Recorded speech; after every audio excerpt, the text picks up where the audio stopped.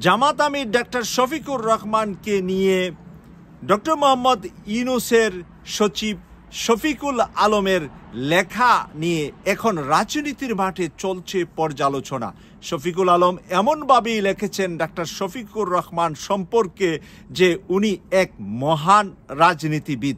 শুধু মহান রাজনীতিবিদও নয়, বাংলাদেশের প্রান্তিকালগুলাতে গত এক বছরে ডাক্তার শফিকুর রহমানের যে ভূমিকা, সেই ভূমিকা যেন অনুসরণ করে অন্যান্য রাজনৈতিক দলের নেতারা।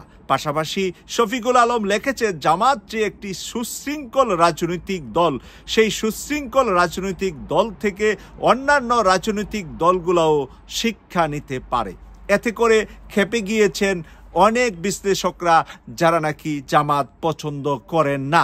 তাই সরকারকে এখন দোষারোপ করা হচ্ছে যে এই সরকার দাঁড়িয়ে আছে মূলত এনসিপির উপরে নয়, মূলত জামাতের উপরে। যদিও মানুষ প্রথম দিকে বলা শুরু করেছিলেন যে এনসিপি দলটা হচ্ছে ডক্টর মোহাম্মদ ইউনূসের পরিচালিত রাজনৈতিক দল। এখন ইউনূসের রাজনৈতিক দল এনসিপি থেকে মুখ ফিরিয়ে ডক্টর মোহাম্মদ ইউনূস কি জামাতের দিকে ঝুঁকে গিয়েছেন কিনা, বা জামাত এখন উনি বেশি পছন্দ করেন কিনা, এই কথার বিশ্লেষণই এখন চলছে মিডিয়া পাড়ায়। প্রদর্শক টকশো সহ শুরু করে বিভিন্ন পত্রপত্রিকা, ইউটিউব চ্যানেলে বিভিন্ন জায়গায় এই আলোচনা চলছে। শফিকুল আলম যা বলেছেন যে ডাক্তার শফিকুর রহমান, আমরা যেটুকু দেখছি যে উনি যে বিচক্ষণ রাজনীতিবিদ, উনি যে মেধা প্রজ্ঞাশীল একজন ব্যক্তি, এই মুহূর্তে বাংলাদেশের রাজনীতিতে রাষ্ট্র পরিচালনায় রাষ্ট্র চলার জন্য উনার সুস্থতা কামনা করছেন এবং উনি যেন দ্রুত রাজনীতির মাঠে ফেরত আসতে পারেন, সেই কথাও শফিকুল আলম লিখেছেন। একদিকে ডাক্তার শফিকুর রহমান, আরেকদিকে আমাদের প্রধান উপদেষ্টার প্রধান সচিব শফিকুল আলম, যে নাকি সবসময় মিডিয়াতে প্রেস সচিব হিসাবে আমরা শফিকুল আলমকে চিনি। শফিকুল আলমের শুরুতে শফিকুল আলমকে নিয়ে আলোচনা, পর্যালোচনা, বিভিন্ন ধরনের মন্তব্য আমরা পেয়েছিলাম, আমরা করেছিলাম। আজকের এই মন্তব্যে কি উল্টা ঘুরে গেলেন শফিকুল আলম জামাতের দিকে, নাকি এটা সে জামাতকে এই কথা বলে টাইমলাইনে আসার জন্য, মানুষের চোখের সামনে আসার জন্য, মানুষের কাছে প্রিয় পাত্র হওয়ার জন্য এই কথা বলছেন? একদিকে যেমন শফিকুল আলম প্রিয় হচ্ছেন জামাত সমর্থিত মানুষদের কাছে, অপরদিকে কিন্তু কঠিন থেকে কঠিন সমালোচিত হবেন বাংলাদেশের অন্যান্য সকল রাজনৈতিক দলের কাছে। এটা তিনি জেনে শুনে বুঝেই কিন্তু কথাটা বলেছেন। শোনা গিয়েছে যে শফিকুল আলম কাছের থেকে কয়েকটা জিনিস দেখেছেন ডাক্তার শফিকুর রহমানের। এক নম্বর, সেনাপ্রধানের সাথে যখন ডক্টর মোহাম্মদ ইউনূসের একটি দূরত্ব বেড়েছিল, সেই দূরত্বের পরে ডক্টর মোহাম্মদ ইউনূস পদত্যাগের সিদ্ধান্ত নিয়েছেন বলে সোশ্যাল মিডিয়ায় প্রচুর এবং মেইনস্ট্রিম মিডিয়া সহ প্রচুর লেখালেখি এবং কথাবার্তা চলছিল। দফায় দফায় মিটিং হচ্ছিল। একটি মিটিং করেছিলেন ডাক্তার শফিকুর রহমান। এই মিটিংটা নিয়ে আরও আছে আলোচনা। এই মিটিং শুধু তিনি এক জায়গায় নয়, কয়েক জায়গায় উনি করেছেন। বেগম খালেদা জিয়ার সাথেও টেলিফোনে মিটিং করেছেন জামাত আমির ডাক্তার শফিকুর রহমান। সেনাপ্রধান ওয়াকারুজ্জামানের সাথে সরাসরি সাক্ষাৎ করে উনি বৈঠক করেছেন। তখনকার সময়ে বিভিন্ন নিউজে আমরা পেয়েছি, যদিও জামাত থেকে বা জামাতের আমির ডাক্তার শফিকুর রহমান এই বিষয়ে কোনো বিবৃতি দেন নাই, কিন্তু দেশকে শান্ত করার জন্য, সেনাবাহিনীর সাথে বর্তমান অন্তর্বর্তীকালীন সরকারের সুসম্পর্ক বজায় রাখার জন্য বা সুসম্পর্কটি কন্টিনিউ রাখার জন্য, ভেদাভেদ সৃষ্টি যাতে না হয়, সেজন্য নাকি প্রথম আর্ধে সবচাইতে বড় ভূমিকা পালন করেছেন জামাতের আমির ডাক্তার শফিকুর রহমান। এবং সেখান থেকে ডক্টর মোহাম্মদ ইউনূস আরও দুর্বল হয়েছেন ডক্টর শফিকুর রহমানের উপরে।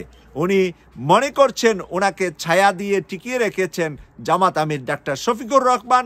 জামাত শিবিরের অক্লান্ত পরিশ্রমে বা জামাত শিবিরের প্রাজ্ঞতায়, পারদর্শিকতায় সর্বশেষ শেখ হাসিনা দিল্লিতে যেতে বাধ্য হয়েছেন, এই কথাটা যেন আমাদের অজান্তেই আমাদের প্রধান উপদেষ্টা ডক্টর ইউনূস সাহেব বিশ্বাস করছেন এবং সেই বিশ্বাসের মাধ্যমেই উনি মনে করছেন ওনার জীবনে যে প্রধান উপদেষ্টা হওয়ার সুযোগ পেয়েছেন, কারাগারে যেখানে যাওয়ার কথা ছিল, শেখ হাসিনা যাকে 10 তলা ভবনে হাঁটিয়ে উপরে তুলতেন আবার হাঁটিয়ে নামাতেন, সেই ভবনগুলাতে আদালতগুলাতে উনি দিনের পর দিন আসা যাওয়া করছিলেন, রেডি ছিলেন, প্রস্তুত ছিলেন যে কোনো সময় কারাগারে ওনার যেতে হবে।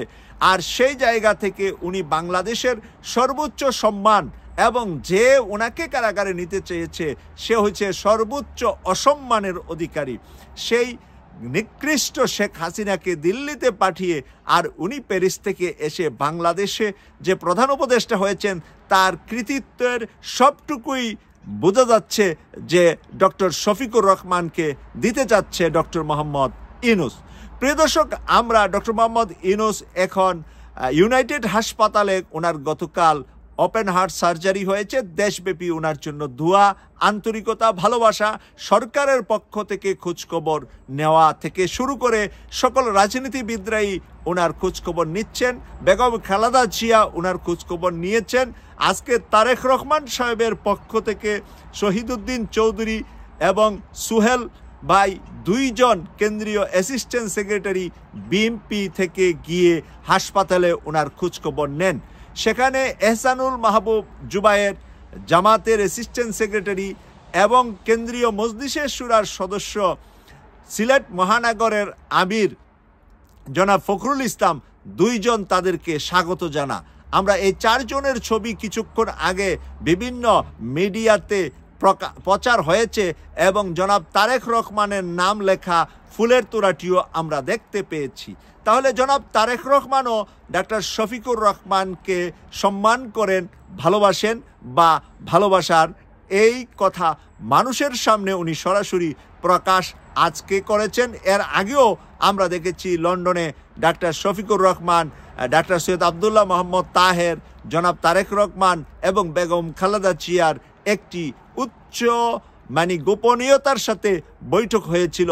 বৈঠকের পরে আমরা জানতে পেরেছি এবং সেই বৈঠকের পরেও আমরা রাজনীতিতে আসার আলো দেখেছিলাম। প্রিয় দর্শক, আজকের এই জায়গাতে দাঁড়িয়ে মানুষ যেভাবে জামাত এবং ছাত্র শিবিরের সেক্রেটারি মহিউদ্দিন, যে নাকি ঢাকা বিশ্ববিদ্যালয়ের সেক্রেটারি মহিউদ্দিনকে নিয়ে আজকে আমরা দেখতে পেলাম যে তার একজন সহপাঠী একটি মেয়ে একটি ফেসবুকে স্ট্যাটাস লিখেছে, বলছে যে মহিউদ্দিনের মতন মেধাবী সে ফার্স্ট ক্লাস ফার্স্ট হয়েছে। ছাত্র শিবিরের বর্তমান ঢাকা বিশ্ববিদ্যালয়ের সেক্রেটারি তার ডিপার্টমেন্টে ফার্স্ট ক্লাস ফার্স্ট হয়েছে, সেই কারণে তার প্রশংসা করে লেখলো যে মেধাবীরা ছাত্র শিবির করে এবং এই মেধাবীরা একদিন বাংলাদেশকে আলোড়িত করবে, এরকম একটি লেখা থেকে ফেসবুকে লেখার কারণে আজকে সোশ্যাল মিডিয়ায় এটা নিয়ে খুব আলোচনা চলছে। আমরা যখন 24 সালে বিজয় করেছি, বিজয়ের পরপর মহিউদ্দিনের সরাসরি একজন নারী শিক্ষক মহিউদ্দিন নিয়ে লিখেছিলেন, মহিউদ্দিনের মতো ছেলে যদি শিবির করে তাহলে শিবির নিশ্চয়ই ভালো।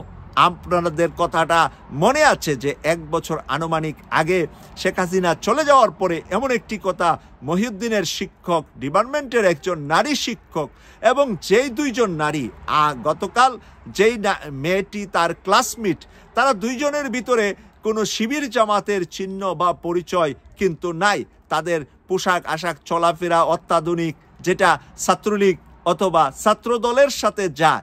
আর সেই নারীরা কেন শিবিরের প্রশংসা, মহিউদ্দিনের প্রশংসা, মহিউদ্দিন আগামীতে বড় মাপের রাজনীতিবিদ হবে এবং সে অনেক শান্ত শিষ্ট, মেয়েরা উত্তপ্ত করার চেষ্টা করে বা মেয়েরা বিভিন্ন ধরনের কথাবার্তা বললেও সে একটা শান্ত হাসি দিয়ে ক্লাস থেকে চলে যেতেন, কখনো কারো প্রতি বিরক্ত হতেন না। মহিউদ্দিন কাউকে শক্ত করে কখনো কথা বলেননি, সবার সাথে তার নম্রতা, ভদ্রতা, ঢাকা বিশ্ববিদ্যালয়ে আগামী ডাকসু নির্বাচনে সে হয়তোবা জিএস অথবা এজিএস প্রার্থী হতে পারে বলে শোনা যাচ্ছে এবং মহিউদ্দিন এই ডাকসুতে একটা বড় ছক্কা নিয়ে যেতে পারে বলে এই নারীদের আলোচনা থেকে, সোশ্যাল মিডিয়ার আলোচনা থেকে অনেকেই মনে করছেন। প্রিয় দর্শক, আপনারা যারা আমাদের এই চ্যানেলটিতে নতুন, তাদেরকে বলবো যে আমাদের চ্যানেলটি সাবস্ক্রাইব করে আমাদের পাশে থাকবেন। যারা ফেসবুকে আছেন তারা ইউটিউব চ্যানেলটা সাবস্ক্রাইব করবেন, কারণ ফেসবুকের উপরে ভরসাটা আমার কম। রাজনৈতিক অনেক কথা, অনেক শক্ত কথা অনেক সময় বলার কারণে ফেসবুক আমাকে অনেক সময় বন্ধ করে দেয়। এখন চালু আছে ফেসবুক, অনেক দর্শক দেখছেন। সকলের কাছে কৃতজ্ঞতা প্রকাশ করে বিদায় নিলাম। আমি সৈয়দ মাসুক, লন্ডন থেকে। আল্লাহ হাফেজ।